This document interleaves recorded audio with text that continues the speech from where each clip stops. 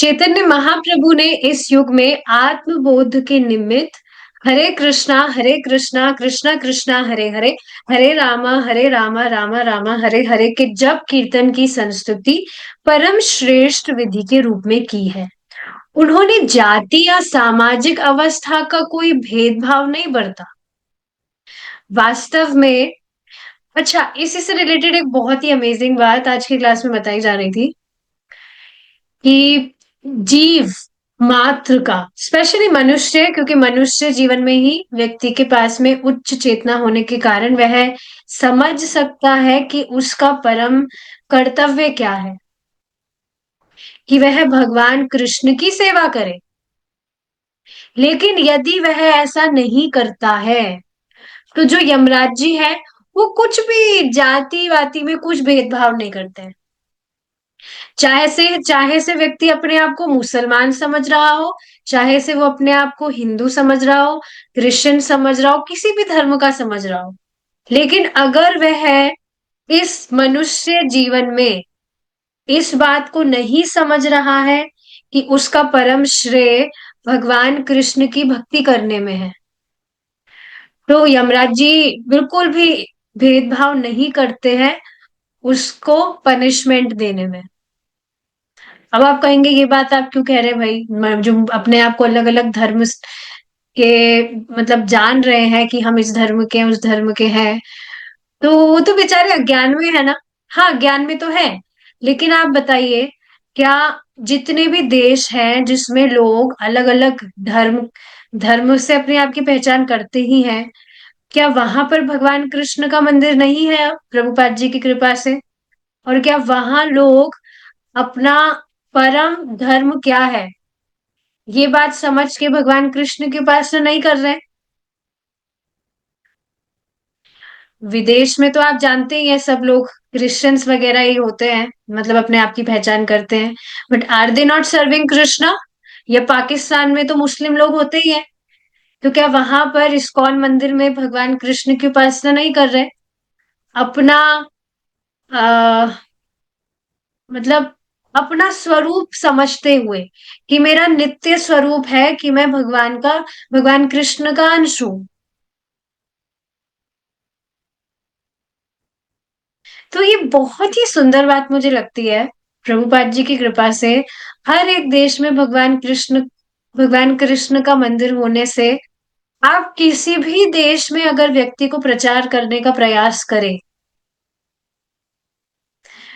तो आप बहुत इजीली उसको कन्विंस कर सकते हैं ये बात बता के कि ये कोई एक रिलीजन नहीं है। We are not imposing Hindu religion on you, that you believe you serve Hindu god. अगर ऐसा हो रहा होता तो आप ही के देश में क्यों लोग फिर भगवान कृष्ण की उपासना कर रहे हैं? तो बहुत ही सुंदर बात मुझे लगती है। ठीक है, वास्तव में उनके अधिकांश उन्नत शिष्य समाज में पतित माने जाते थे। अब इस लाइन का मतलब क्या है कि देखिए, जो भी व्यक्ति भगवान की भक्ति करते कर करके उन्नत हो गया है, बाद में एक समय पर आने के बाद में वह पतित हो जाएगा। क्या ये मतलब है इस लाइन का?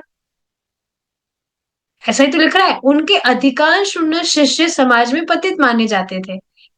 जो उन्नत शिष्य हैं चैतन्य महाप्रभु के, जो भक्ति में बढ़ गए हैं आगे, वो बेचारे पतित पतित माने जाते थे। ऐसा नहीं है। देखिए, बहुत ही सटल लाइन है ये। इसका अर्थ है कि जो पतित लोग थे वे भी भगवान कृष्ण की भक्ति के कारण उन्नत हो गए। अब समझ आया? अब पढ़िए इसको वापस। उनके अधिकांश उन्नत शिष्य समाज में पतित माने जाते थे, मतलब जो पतित पतित पतित जो लोग थे उनका भी उद्धार महाप्रभु ने कर दिया। एग्जाम्पल आप जान ही रहे हैं, जगाई मदाई, लखा हीरा,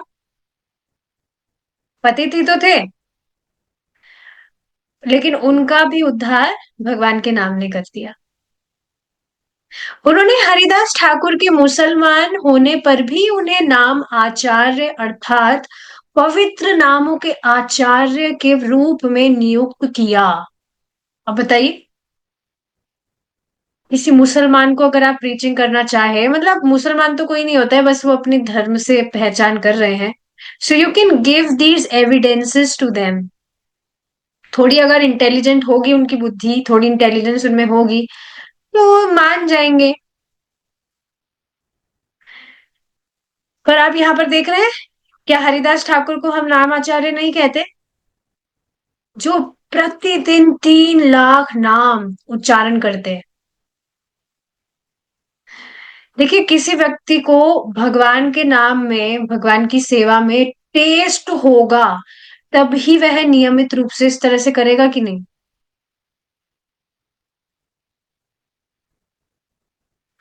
इसी प्रकार उनके दो प्रधान शिष्य रूप गोस्वामी तथा सनातन गोस्वामी, पहले साकर मलिक तथा दबिर खास, दबिर खान होना चाहिए, के नामों से, ओके यस, दबिर खास के नामों से जाने जाते थे और मुसलमानी सरकार में नौकर थे। उन दोनों हिंदू उन दिनों हिंदू इतने कठोर थे कि यदि कोई ब्राह्मण किसी अहिंदू की सेवा स्वीकार कर ले, तो उसे हिंदू समाज से तुरंत बहिष्कृत कर दिया जाता था। इतने पर भी चैतन्य महाप्रभु ने रूप गोस्वामी तथा सनातन गोस्वामी को कृष्ण तत्व ज्ञान का मुख्य अधिकारी बनाया, जिनके ग्रंथ हम पढ़ते हैं।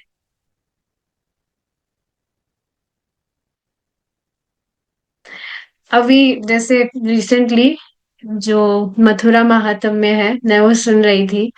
तो उसमें चैप्टर एंड होने के बाद में एक भक्त क्वेश्चन करते हैं कि ये मथुरा महात्म्य के कंपोजर कौन है।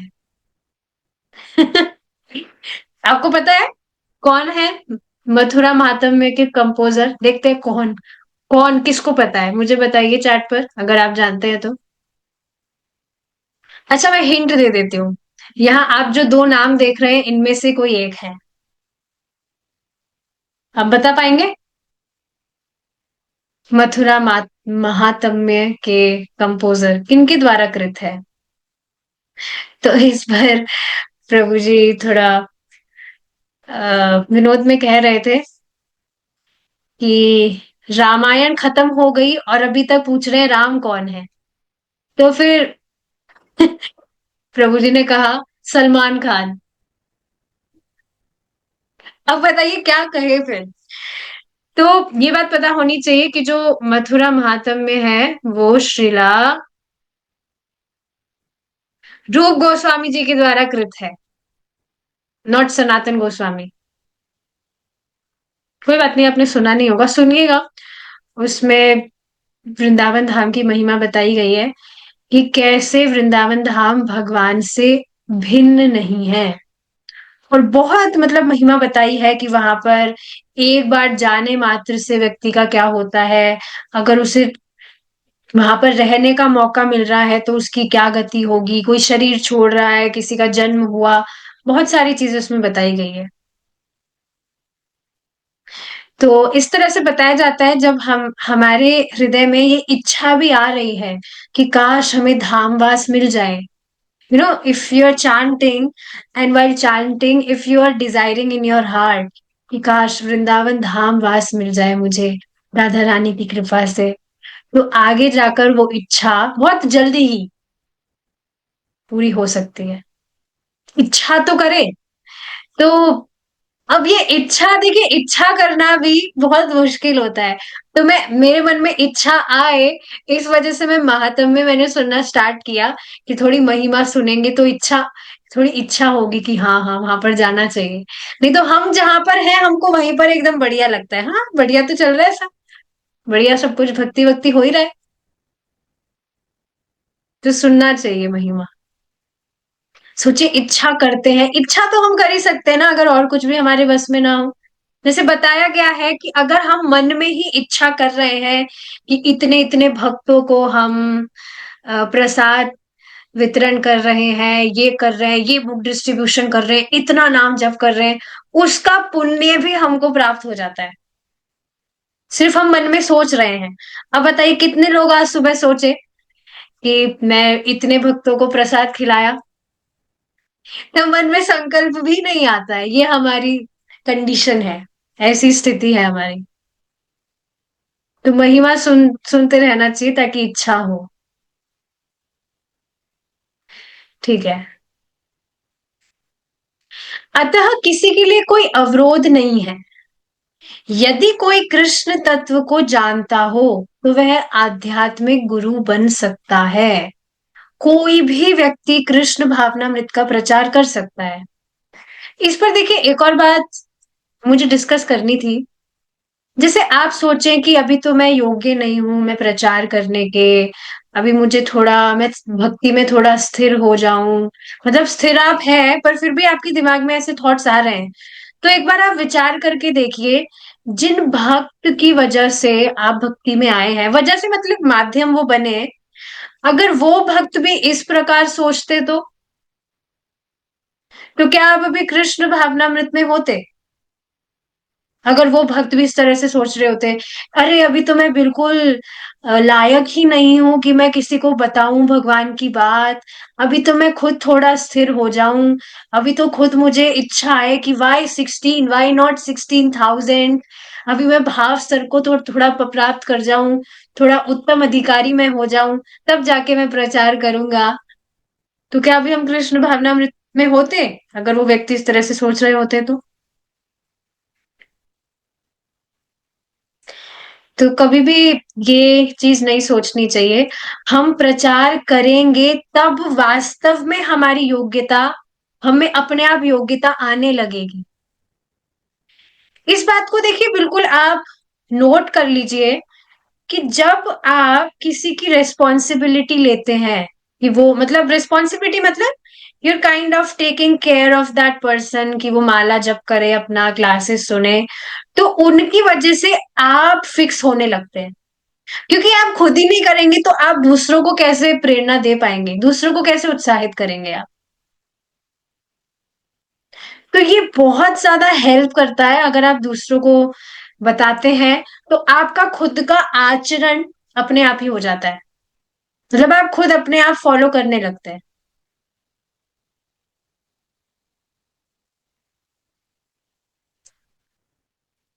तो सोचिए कितना मतलब महाप्रभु ने कितना इसको मतलब एकदम ओपन कर दिया है। कोई भी व्यक्ति जो कृष्ण तत्व को जान रहा है, प्रामाणिक रूप से कृष्ण को तत्व में जान रहा है कि कृष्ण परम ईश्वर है, वह आध्यात्मिक गुरु बन सकता है।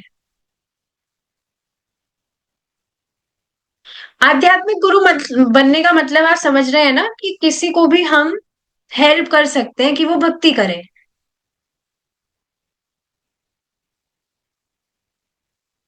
इसको एज अ डेजिग्नेशन आप मत लीजिए, नहीं मैं गुरु गुरु तो मैं नहीं बनना चाहता हूँ, वो बात नहीं हो रही है। मतलब आप किसी की भक्ति में सहायता करें, कितनी अच्छी बात है ये।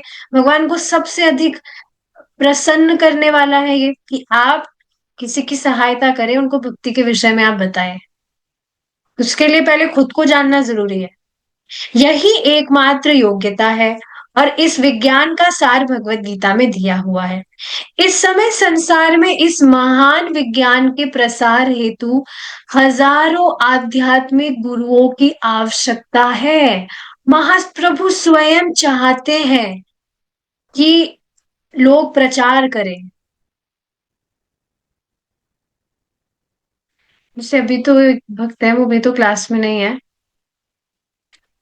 तो उनके घर में कोई पता नहीं बच्चा रहता है, तो उस बच्चे का कोई भी नहीं है, माता पिता कोई भी नहीं है फैमिली में। पता नहीं वो शुरू से ही बच्चा उनके घर में रहता है, तो उनको काम करने के हिसाब से उस बच्चे को रख रखा है कि कुछ काम कर दे घर का। तो मैं उनको यही बात समझा रही थी कि आप सोचिए कि वो जो बच्चा है वो आप ही के घर में क्यों आया? क्या आपको इसको एक अपॉर्चुनिटी की नहीं की तरह नहीं देखना चाहिए? क्यों भगवान ने सिर्फ आप ही के घर में इस तरह से अरेंज किया कि वो बच्चा आपके घर में हो? वो किसी और घर के घर में भी तो हो सकता था। हो सकता था किसी ढाबे पर वो चाय बेच रहा हो या टेबल वगैरह कुछ साफ कर रहा हो, कुछ भी हो सकता था। पर क्यों एक भक्त के घर में ही भगवान ने उसको आश्रय दिया? लेकिन फिर भी अगर आप उसको भक्ति नहीं करा रहे तो क्या ये अच्छी बात है? आप बताइए, एक भक्त ही तो है जो इस बात को जान रहा है कि जीव मात्र का, स्पेशली मनुष्य है, उसका परम श्रेय है, उसका परम कर्तव्य है कि वह भगवान की भक्ति करे। और आप तो उस बच्चे को घर में रख रहे हैं, उसको मतलब वो कह रहे थे कि हम तो उसको अपने बच्चे की तरह रखते हैं, बिल्कुल कुछ भी उसको चाहिए होता है हम लाकर देते हैं। उसका स्कूल में एडमिशन करवाया, उसको साइकिल दिलाई, ये किया वो किया। तो भाई ये तो कोई भौतिकतावादी पेरेंट्स भी कर ही देते हैं, इसमें कौन सी बड़ी बात है? कोई भौतिकतावादी व्यक्ति भी तो इस तरह से करता ही है। लेकिन क्या आप उसका इस तरह से परम परम कल्याण कर रहे हैं? आप उस तरह से उसको सारी आवश्यकता दे रहे हैं। जीव मात्र की आवश्यकता है कि वह कृष्ण का भजन करे। और भक्त ही इस बात को नहीं बताएंगे तो भौतिकतावादी से तो हम उम्मीद कर भी नहीं सकते ना कि कोई भौतिकतावादी व्यक्ति इस तरह से बताए। और सबसे अमेजिंग चीज, वो बच्चा जान रहा है कि आप उसके मतलब रियल पेरेंट्स नहीं हैं, फिर भी आप उसको आश्रय दे रहे हैं। उसको अच्छे से, मतलब आश्रय का मतलब उसको अच्छे से आप रख रहे हैं, उसको सारे कंफर्ट्स आप दे रहे हैं। तो वो तो विशेषकर आपका कहना मानेगा।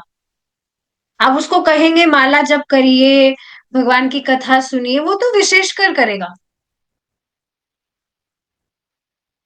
उसने कहा कि हाँ शुरू में हमने कराया था माला वगैरह, लेकिन बीच में उसने छोड़ दिया करना, तो हमने भी फिर कुछ उसको बोला नहीं। तो मैं उनको यही बता रही थी कि आप शुरू से ही उस बच्चे को भक्ति में लगाएंगे। You should prepare him as a preacher, कि वो आगे जाकर प्रचार करे, उसको इस तरह से आपको ट्रेनिंग देना चाहिए वास्तव में। और जब वो इस तरह से मुझे कह रहे थे सारी बातें कि सब कुछ मैं मतलब सारा अरेंज मैंने किया है, ये किया है वो किया है, तो मुझे वास्तव में थोड़ा गुस्सा आ रहा था कि आप सोचिए, भक्त होकर ऐसी बातें कर रहे हैं। ये तो कोई भौतिकतावादी व्यक्ति भी कर ही सकता है ना। और फिर ऊपर से मुझे कह रहे हैं कि आप वॉइस नोट पर समझाइए, उससे मुझे ठीक से ज्यादा समझ में आएगा।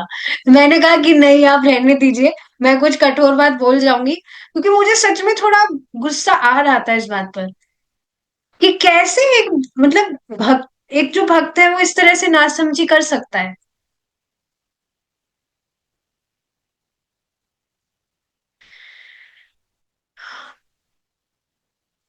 ठीक है, हमें यह समझना होगा कि भगवत गीता में जब श्री कृष्ण अर्जुन से बोलते हैं, तो वे, एक और मुझे आगे और कुछ बात ऐड करनी है। वो इस तरह से कह रहे थे कि जो बच्चा है, मतलब उस बच्चे का बहुत गुणगान वो कर रहे थे।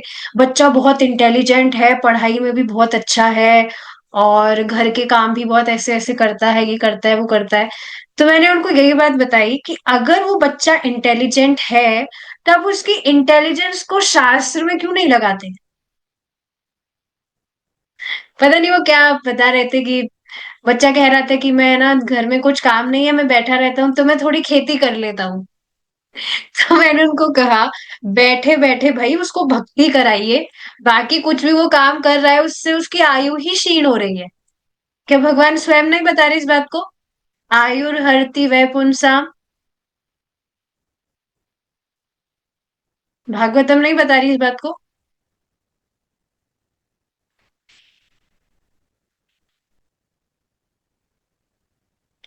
तो ये सारी चीजें हैं।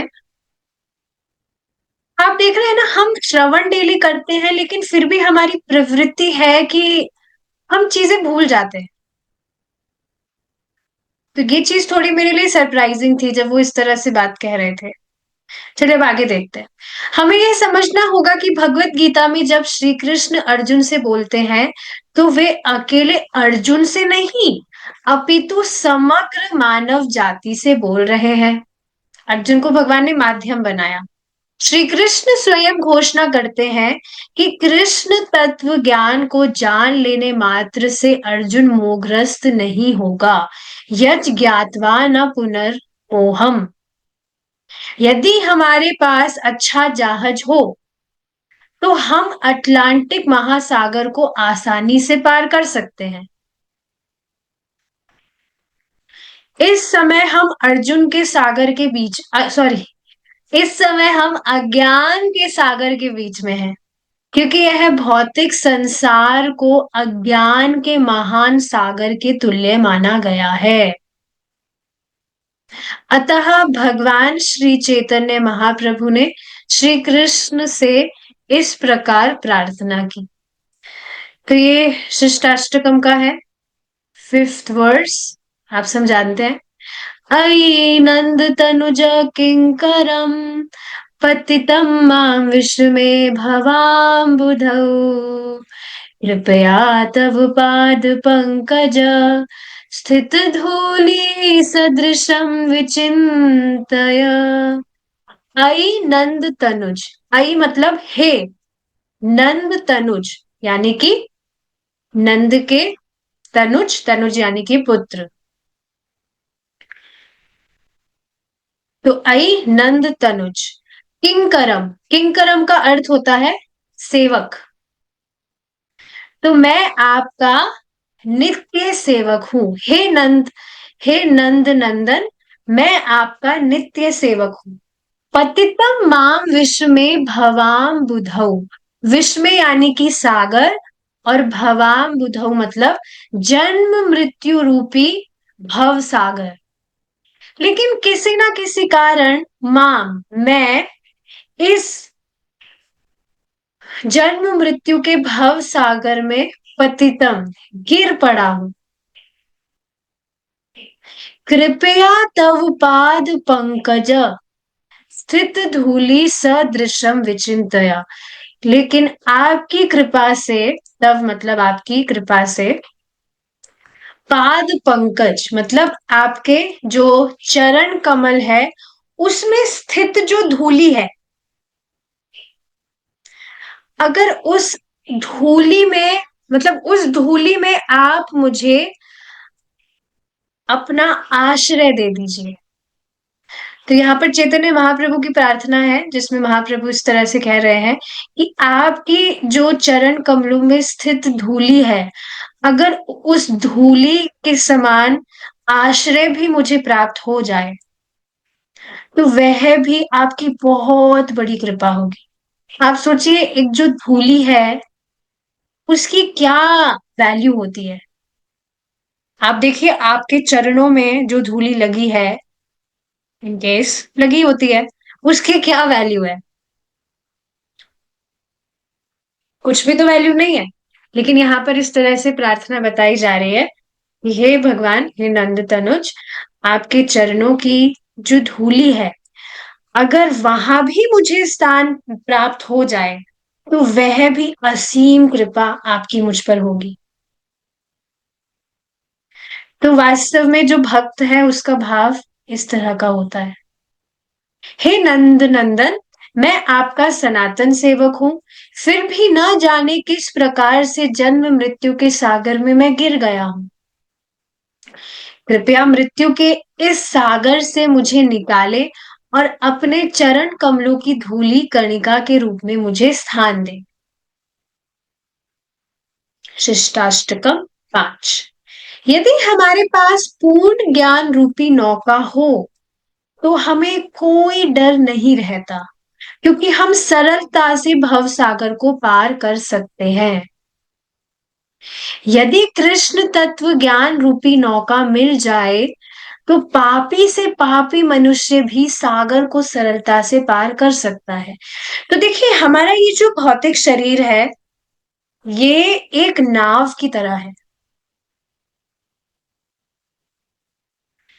जिससे व्यक्ति इस जन्म मृत्यु रूपी भव सागर से आसानी से पार हो सकता है, यदि उसको सही मार्ग मालूम हो तो। सही मार्ग क्या है? कि व्यक्ति कृष्ण भावना भावित हो। देखिए, इस बात को बार बार हमें समझने की जरूरत है कि कृष्ण भावना भावित होने के अलावा कोई और ऑल्टरनेटिव नहीं है जिससे व्यक्ति इस जन्म मृत्यु भवसागर से पार हो। There is no other alternative, there is no other वे।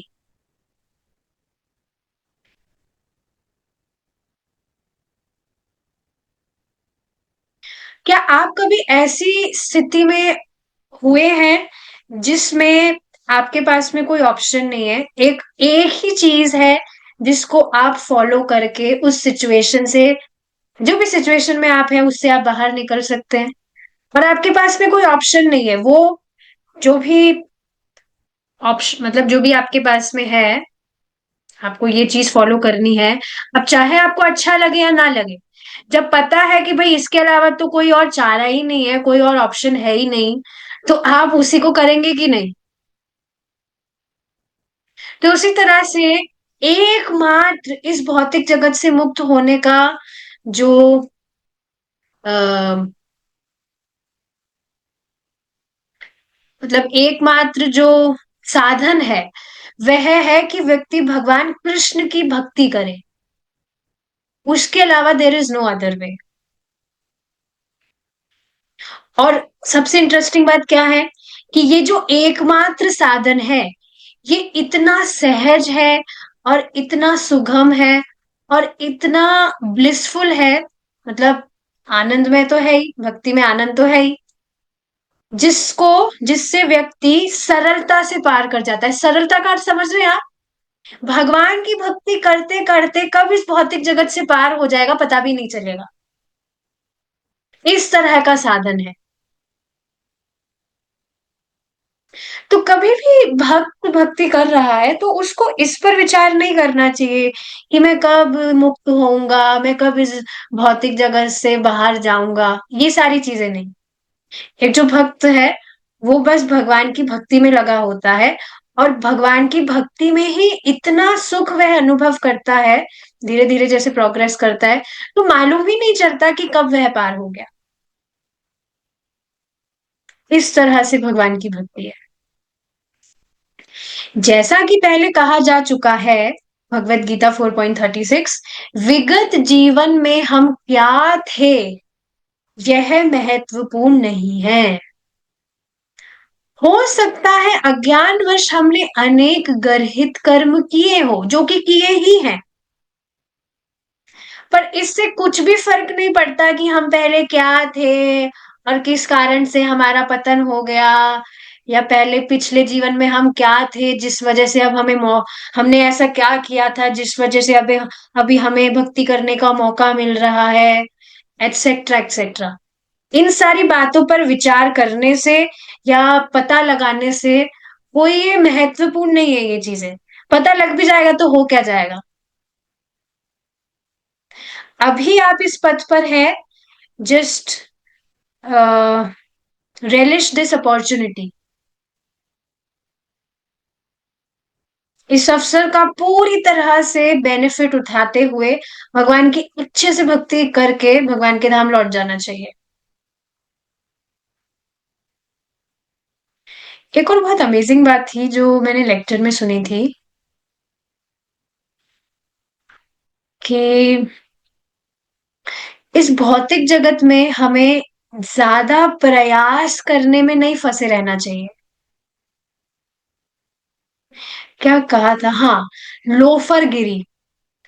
हमें लोफर, देखिए, जब हमें साधन पता नहीं था, जब हम लोफरगिरी कर रहे थे, तो वो तो अलग बात थी। लोफरगिरी मतलब आप समझ रहे हैं ना, इस भौतिक जगत में जो भी इम्पोर्टेंट है नहीं, उसको इम्पोर्टेंट समझते हुए हम उसमें लगे हैं पैशनेटली। जब साधन पता नहीं था कि हाँ भाई, मनुष्य जीवन मिला है तो कुछ इसका लक्ष्य भी होता है क्या, कुछ भी हमें पता नहीं था, तब हम इस तरह की लोफरगिरी कर रहे थे तो वो अलग बात थी। पर अब हमें साधन पता लगा है, और वो भी एकदम सटीक, ना आर ना पार। कोई भी व्यक्ति भक्ति कर रहा है तो भगवान के धाम लौटेगा ही। लेकिन तब भी अगर व्यक्ति लोफरगिरी कर रहा है जो वो अनादिकाल से इस भौतिक जगत में करता ही आया है, तो फिर ये तो बहुत अच्छी बात बिल्कुल भी नहीं है। लोफर गिरी का मतलब आप समझ रहे हैं ना, टाइम खराब कर रहा है यहाँ पर बिना मतलब की चीजों में।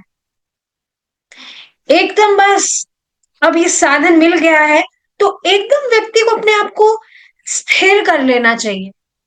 देखिए हम वास्तव में ये समझ ही नहीं रहे हैं कि आध्यात्मिक देह प्राप्त करने का मतलब क्या है, हमारे आध्यात्मिक स्वरूप में स्थित होने का मतलब क्या है।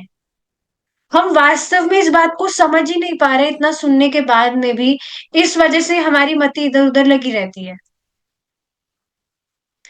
भगवान कृष्ण जैसे हैं, तो भगवान कृष्ण के 78% गुण, भगवान कृष्ण का 78% स्वरूप भगवान के पार्षद को मिल जाता है, या जो व्यक्ति इस भौतिक जगत से मुक्त होकर भगवान के धाम जाता है।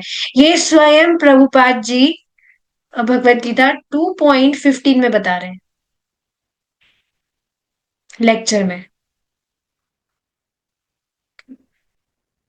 78% भगवान का स्वरूप, सोचिए आप। और वह वास्तव में व्यक्ति को प्राप्त होगा। देखिए जो भी व्यक्ति इस कृष्णा कॉन्शियसनेस मूवमेंट से जुड़ा है, उसकी उसकी मुक्ति निश्चित है, उसका भगवान के धाम लौटना एकदम निश्चित है, अगर वह नियमित रूप से स्थिरता से भक्ति करता रहा तो। अब कृष्णा कॉन्शियसनेस में आने के बाद में भी वो भाई डिफ्लेक्ट हो रहा है या गंभीरता से अपना भजन नहीं कर रहा है, तो कमी हम भगवान की तरफ से बिल्कुल नहीं बोल सकते हैं। भगवान तो ऑलरेडी ही पूरी तरह से हम पर कृपा कर चुके हैं। अब जो कमी है वो हमारी तरफ से होगी।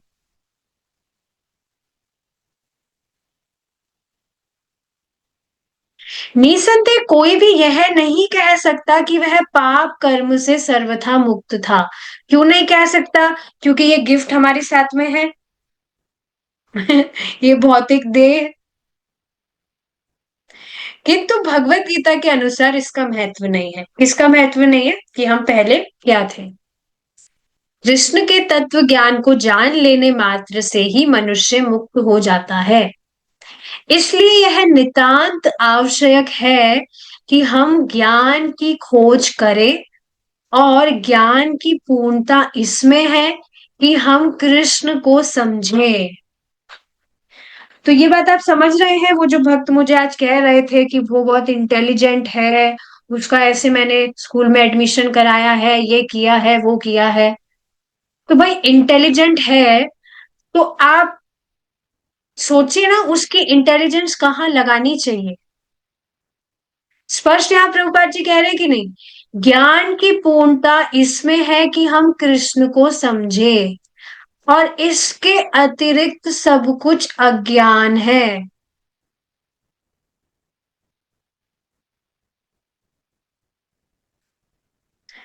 तो अगर कोई भी व्यक्ति आपसे पूछे आप कहाँ तक पढ़े हैं, तो मैंने अज्ञान में ग्रेजुएशन किया है, यहाँ तक पढ़े हैं भाई हम। अज्ञान का ग्रेजुएशन हमने किया है, ग्रेजुएशन में भी अज्ञान का बीकॉम हमने किया है, अज्ञान में मास्टर्स कर लिए भाई हम।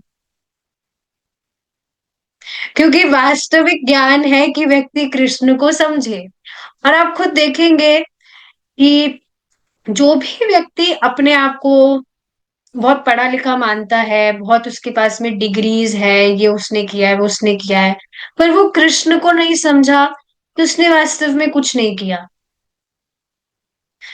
बहुत गंभीर बात है ये। इस भौतिक जगत में आपको जो भी दिख रहा है कि व्यक्ति प्रमोशन कर रहा है, किसी में भी प्रमोशन, उसकी पढ़ाई में वो प्रमोट हो रहा है, उसकी बिजनेस में प्रमोट हो रहा है, अपनी गृहस्थी में वो प्रमोट कर रहा है, कहीं पर भी, वो वास्तविक प्रमोशन है ही नहीं। Are you getting this? इस भौतिक जगत में व्यक्ति प्रमोशन कर ही नहीं रहा है। एकमात्र जो प्रमोशन है व्यक्ति का वो यह है कि वह कृष्ण को जाने, और अच्छे से जाने, और अच्छे से जाने। यह जीव का वास्तविक प्रमोशन है। नहीं तो इस भौतिक जगत में जो भी आप प्रमोशंस देख रहे हैं, they are not promotions, those are illusions of Maya Devi. छलावा है ये, प्रमोशन बिल्कुल भी नहीं है। क्यों? प्रमोशन अगर होता तो वो हमेशा के लिए होता। जिस भी व्यक्ति जिसमें भी व्यक्ति आगे बढ़ा है, तो फिर क्यों ये शरीर छूटने के साथ ही वापस से वो नीचे गिर जाता है? नीचे गिरने का मतलब अब वापस से शुरू करो। भाई पिछले जीवन में भी आप कुछ ना कुछ प्रमोशन तो कर ही लिए होंगे, पर अब क्या वापस से आपको शुरू से जब जन्म हुआ तो शुरू से सब कुछ स्टार्ट नहीं करना पड़ा था क्या? लेकिन एकमात्र भक्ति है जिसमें आप जितना भी प्रमोशन कर गए हैं, इनकेस अगर आप इस जन्म में नहीं जा पाए तो अगले जीवन में जहां तक आप प्रमोट हुए थे वहीं से आपको कंटिन्यू करने का मौका मिलेगा। और क्या इस चीज को आप देख नहीं पा रहे? इस जीवन में जहां से आपने अपने पहले कभी भी भक्ति छोड़ी थी, वहीं से आपको कंटिन्यू करने का मौका मिला। मुझे बहुत ही सुंदर बात ये लगती है। इससे देखिए निरुत्साहित होने का कोई स्कोप नहीं है अगर आप प्रचार कर रहे हैं। जिस भी व्यक्ति को आपने भगवान के विषय में बताया और जिस भी मात्रा में वो भक्ति कर पाया, जितनी भी मात्रा में, अब आगे भगवान उसको वहां से कंटिन्यू करने का मौका जरूर देंगे। तो आपका प्रीचिंग कुछ भी ऐसा तो होता ही नहीं है कि वो विफल गया। अगर आपके मुख से उसने भगवान के नाम भी सुने, उससे भी उसका प्यूरिफिकेशन हुआ, अब उसके आगे से ही उसको भक्ति करने का मौका मिला जाएगा। तो निरुत्साहित होने का तो कोई स्कोप ही नहीं है।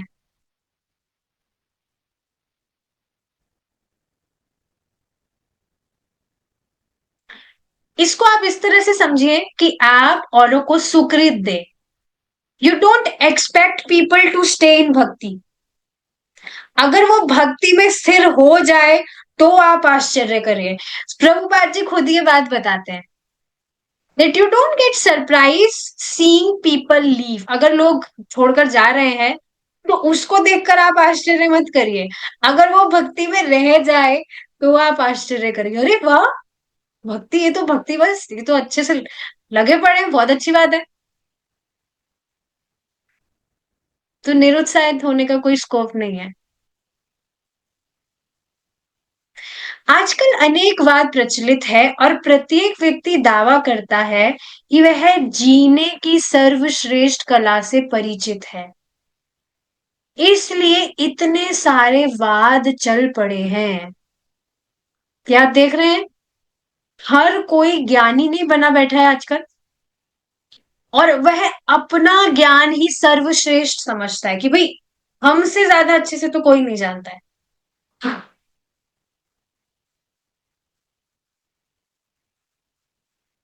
तो ठीक है, यहाँ से आगे एक नया टॉपिक स्टार्ट हो रहा है जिसको हम कल कंटिन्यू करेंगे, और कल ये चैप्टर कंप्लीट हो जाना चाहिए। ठीक है, we will stop here now. Thank you so much for joining. Hare Krishna. जय श्रील प्रभुपाद।